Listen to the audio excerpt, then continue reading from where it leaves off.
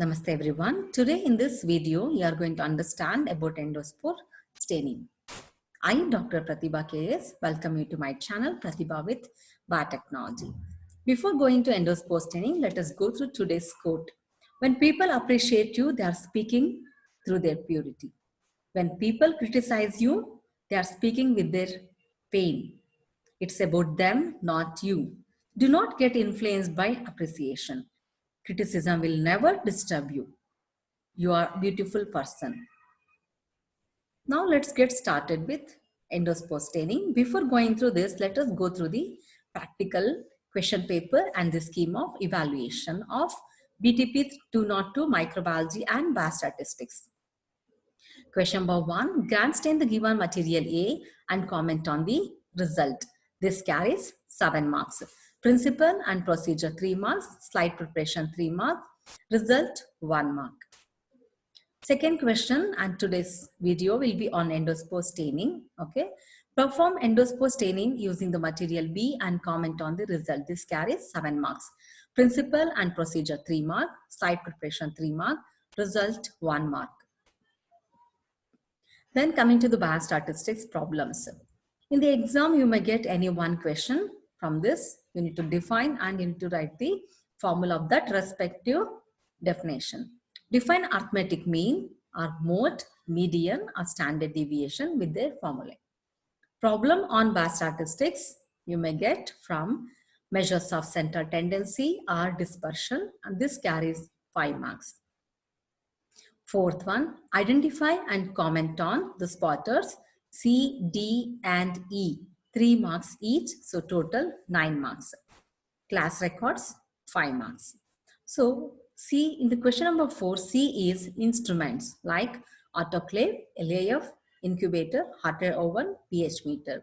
Then D is media components like peptone, beef extract, agar-agar, and culture medium like nutrient agar medium, nutrient broth medium, MRBA medium.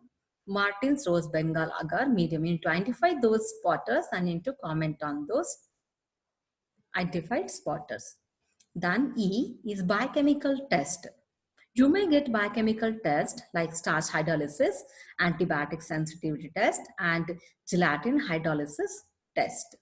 Okay, your identification carries 1 mark and comment carries 2 marks. Now let us go through the endospore staining. The endospores, unlike the vegetative cells, have a low affinity for stains because of the thick wall. But once they are stained, they strongly resist decolorization. If considerable heat is applied to a suitable stain, the stain is able to penetrate the spore and hence it becomes necessary to use heat to stain an endospore.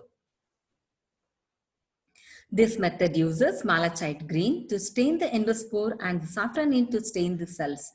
Thus, a green colored endospore surrounded by a pink colored cell is observed under the microscope. Certain species of bacteria belonging to genera Bacillus and Clostridium produce within their cells a thick cell wall which are highly refractive and highly heat resistant spore called the endospore. In addition to being heat resistant, the endospores are also very resistant to many chemicals that destroy the non-spore forming bacteria. The resistant character is mainly due to the thick, tough spore coat. They are usually produced 1 spore per cell and their shape and location within the cell varies. Now let us go through the materials required. We need bacterial culture, that is endospore forming bacteria. Safranin, which is a secondary stain or counter stain. You must also know how to prepare this safranin. 2.5 grams of safranin powder is taken and dissolved in 100 ml of 95% ethanol, and 20 ml of above solution is diluted to 100 ml with distilled water. How to prepare 95% ethanol? 95 ml of ethanol and 5 ml of distilled water. That will be 95% ethanol. Malachite green. This can also be known as here primary stain. Preparation: 5 grams of malachite green, weight, and dissolved in 100 ml of distilled water. This malachite green is water soluble. We need clean glass slides, which is free from the grease, any other contamination, inoculation loop, boiling water bath, blotting papers, microscope, spirit lamp, water bath, etc. When vegetative cells of certain bacteria, such as Bacillus and Clostridium species, are subjected to environmental stresses such as nutrient deprivation, they produce metabolically inactive or dormant form endospore.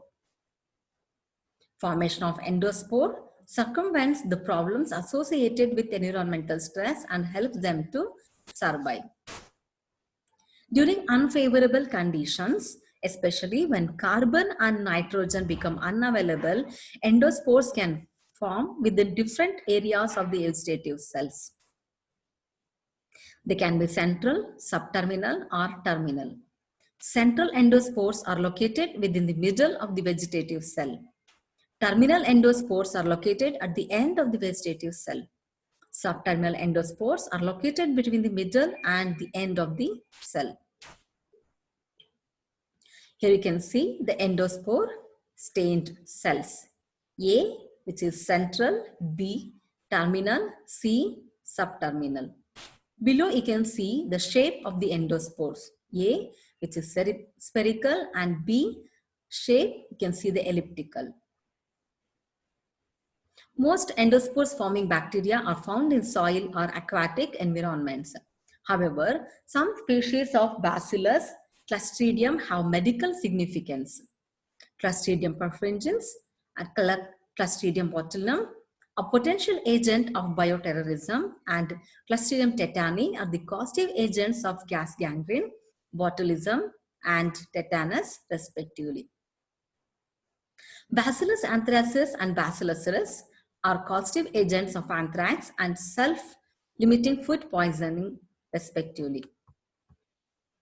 In the year 1922, Dorner published a method for staining endospores. Schaeffer and Fulton modified Dorner's method in the year 1933 to make the process faster. The endospore stain is a differential stain which selectively stains bacterial endospores. The main purpose of endospore staining is to differentiate bacterial spores from other vegetative cells and to differentiate spore formers and non-spore forming bacteria. Now let us go through the principle of endospore staining in detail.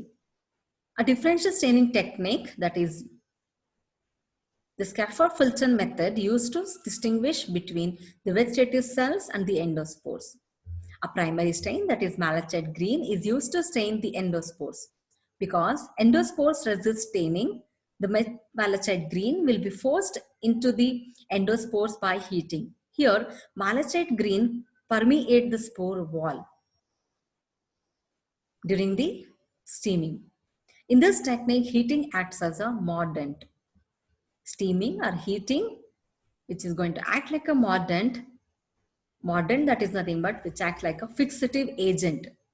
When you heat the slide, when you give steam condition, that time, that steam which makes the transient pores in the endospores wall, then that time under the steam bath condition, these malachite green which enters inside the spore coat. Once spores uptake the stain, that will be retained there only. There is no need of using any decolorizer in this spore staining, as the primary dye malachite green bind relatively weakly to the cell wall and spore wall. In fact, if washed well with water, the dye comes right off the cell wall, however not from spore wall once the dye is locked in. Water is used to decolorize the vegetative cells because malachite green will get easily washed when exposed to the distilled water, because malachite green is soluble in water. Note, in gram staining and acid fast staining, we use alcohol or acid alcohol or acid as a decolorizer, but in some spore staining, water is sufficient. to be used as decolorizer because malachite green dye is water soluble and does not adhere well to the cell wall. Vegetative cells have been disrupted by heat. Because of these reasons, the malachite green rinses easily from the vegetative cells. As the endospores are resistant to staining, the endospores are equally resistant to destaining and will retain the primary dye while the vegetative cells will lose the stain.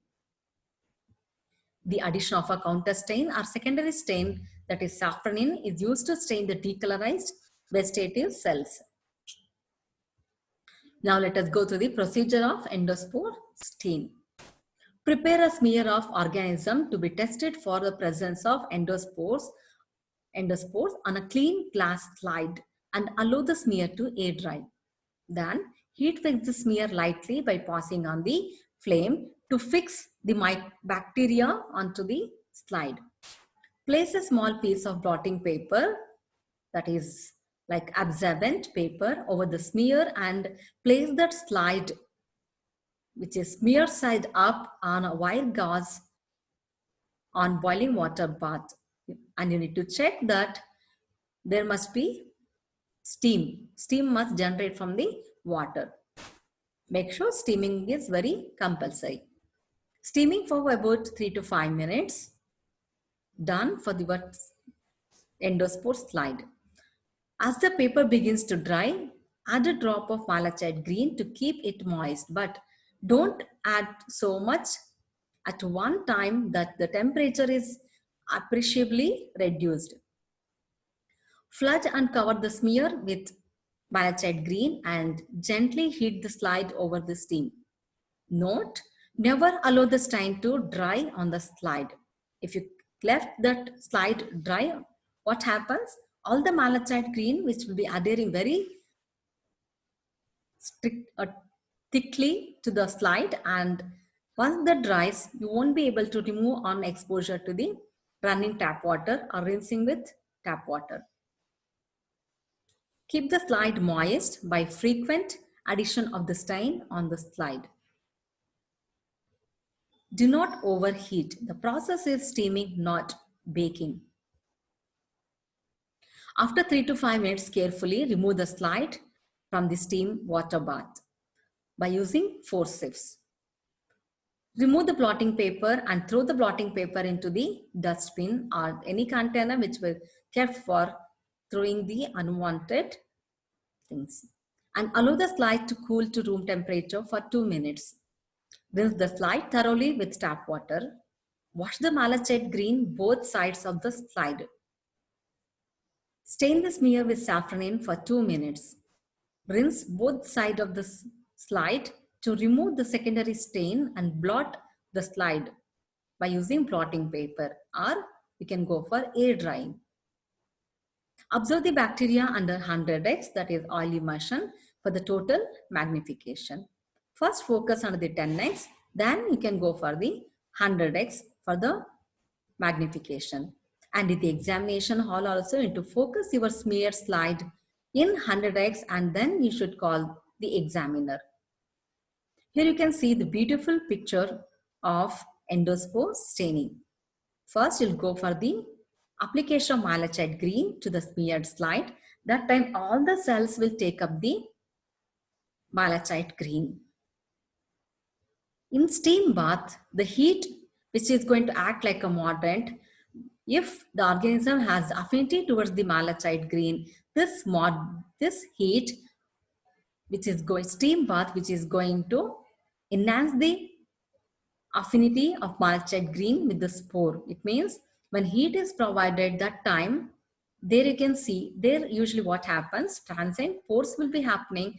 Then through the transient pores, malachite green will enter, and when you cool, that will be blocked. So the malachite green will be retained within the spores. After washing or decolorizing, when you treat the decolorizing agent, that malachite green cannot be decolorized. Then third step, application of water. This water which is going to act like a decolorizer. The cells which do not have any affinity towards the malachite green, that will be washed off when exposed to the running tap water.